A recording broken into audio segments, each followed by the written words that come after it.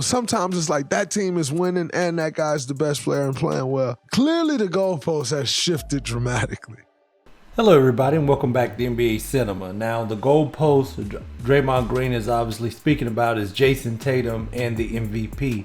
Now just looking at the Celtics, they're actually running away with the overall number one seed in the NBA, and JT's putting up 27, 8 and almost 5 assists a game, leading that team.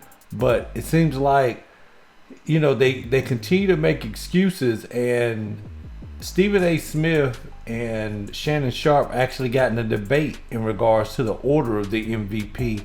I'm going to take a listen here, and then we're going to come back and see what Draymond had to say. Take a listen. I would go Jokic, I would go Shai Gilgeous, I would put JT at third. To me, I got JT at number 1, Shai Gilgeous at number 2, and Jokic at number 3. Jokic, again, they're creeping up. Well, listen, they're creeping up. Not with those numbers. They're top 3. Listen, you can say what you want to say.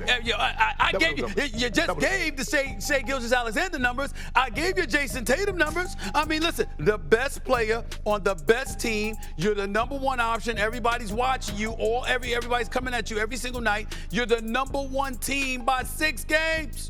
Come on now, I can't ignore that from Jayson Tatum. I can't ignore that. What am I supposed to do about 32, 16, and 16? I feel you on that. That is spectacular. There's no doubt about that. But 27 a night for a team that's 6 games better than you. You just brought up Boston's record. They're the number 1 overall seed. Jayson Tatum can't be ignored. But there's 2 things working against Tatum. One is that even though the MVP is supposed to be about this season, we know that it's not. It's often about the narrative. And he had a poor showing in the 2022 finals. He was dealing with a wrist injury at the time, but the fact is they were ahead in the series. He had several bad games in a row, and they lost. So the MVP race right now, Joker is the favorite on DraftKings. SGA, Luka, Giannis, and Tatum, the next 4. Sometimes it's like that team is winning and that guy's the best player and playing well. Clearly the goalpost has shifted dramatically. Because in this guy's case, he's 5th, and they got a 7.5 game lead.